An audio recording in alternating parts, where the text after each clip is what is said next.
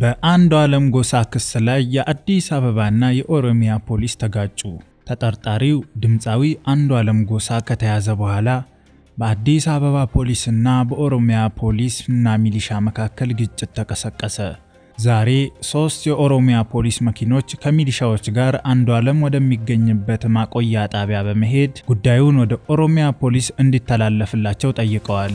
የፌዴራል ፖሊስና ከንቲባ ጽሕፈት ቤት ያረጋገጧቸውን ደብዳቤዎችም ይዘው መጥተዋል። ነገር ግን የአዲስ አበባ ፖሊስ ተጠርጣሪውንም ሆነ የጉዳዩን ፋይል ለማስተላለፍ ፈቃደኛ አልሆነም። ይህም ግጭት እንዲፈጠር ምክንያት ሆኖ የተኩስ ድምጽም ተሰምቷል።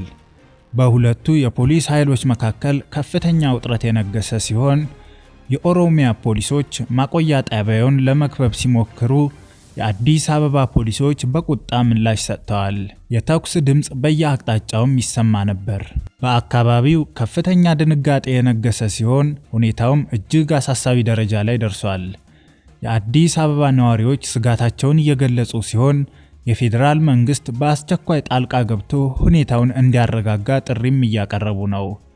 የሞዴል ቀነኒ አሳዛኝ ሞት ያስከተለው ቁጣና ሐዘን በዚህ ግጭት ተባብሶ የቀጠለ ይመስላል። የወጣቷ ሞዴልና የማስታወቂያ ባለሙያ ቀነኒ አዱኛ ድንገተኛ ሞት መላ ኢትዮጵያን በሐዘን ያጨለመ፣ በርካታ ያልተመለሱ ጥያቄዎችን ያስነሳና አሁንም ድረስ አነጋጋሪ የሆነ ክስተት ነው።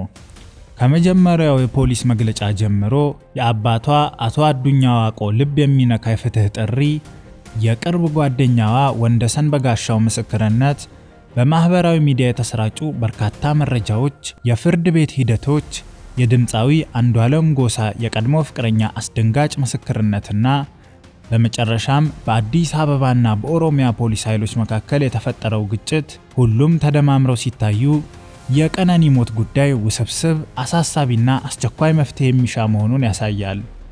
ፖሊስ ምክንያቱ ባልታወቀ ሁኔታ ከማብሰያ ክፍሏ በረንዳ ላይ ወድቃ መሞቷን ቢገልጽም ይህ አገላለጽ በራሱ ክፍተት ያለበትና ለብዙ ጥርጣሬዎች በር የከፈተ ነው።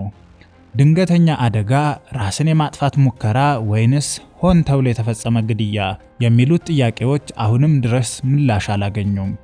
ይባስ ብሎ አንዱዓለም በተደጋጋሚ ሰክሮ እየገባ ቀነኒን ሊደበድባት እንደነበርና የቀድሞ ፍቅረኛውንም በተመሳሳይ ሊገድላት ሞክሮ እንደነበር የሚገልጹ መረጃዎች መውጣታቸው ጉዳዩን ወደ ከባድ የቤት ውስጥ ጥቃትና ምናልባትም ሆን ተብሎ ወደ ተፈጸመ ግድያ አቅጣጫ እየወሰደው ነው። የቀነኒ አባት የልጄን እውነት አፈላልጉኝ፣ ደሟን አውጡልኝ ሲሉ ያቀረቡት የፍትህ ጥሪ በብዙዎች ልብ ውስጥ የገባና የፍትህ ስርዓቱ ምን ያህል ለዜጎች ጥያቄ ምላሽ እንደሚሰጥ የሚፈተንበት ነው። የወንደሰን በጋሻው ምስክርነት ደግሞ ቀነኒ ሞተች በተባለበት ቀን አብሯት እንደነበርና በሰላም መለያየታቸውን የሚገልጽ ሲሆን ይህም ራስን የማጥፋት መላምትን በተወሰነ ደረጃ የሚያጠራጥር ነው።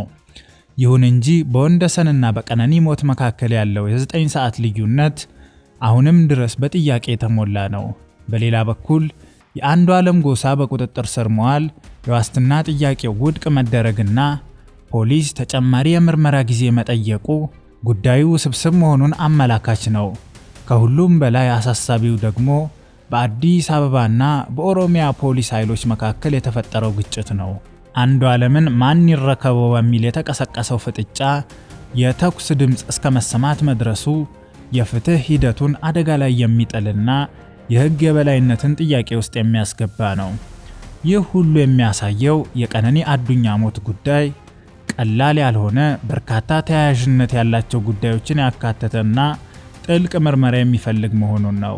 የፖሊስ ምርመራ፣ የቴክኒክ ማስረጃዎች፣ የሞባይል ስልክ፣ የማህበራዊ ሚዲያ፣ የደህንነት ካሜራ፣ የምስክሮች ቃል፣ የወንደሰን፣ የአቶ አዱኛ የጎረቤቶች፣ የአንዱዓለም የቀድሞ ፍቅረኛና ሌሎችም የአስክሬን ምርመራ ውጤትና ሌሎችም መረጃዎች በጥምረት ሲታዩ እውነቱን ለማወቅ ያስችላል ተብሎ ይታመናል።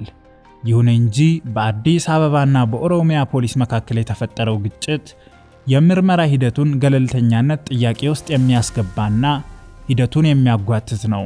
ስለሆነም የፌዴራል መንግስት በአስቸኳይ ጣልቃ በመግባት ግጭቱን ማስቆም፣ ገለልተኛ የምርመራ ኮሚሽን ማቋቋምና የህግ የበላይነትን ማስከበር ይኖርበታል።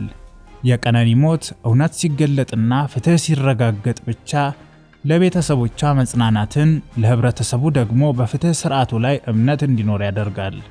ከዚህ አሳዛኝ ክስተት በመነሳትም በኢትዮጵያ ውስጥ ስላለው የሴቶች ደህንነት፣ ስለ ቤት ውስጥ ጥቃትና ስለ ፍትህ ስርዓቱ ሰፋ ያለ ውይይትና ማሻሻያ ማድረግ ያስፈልጋል።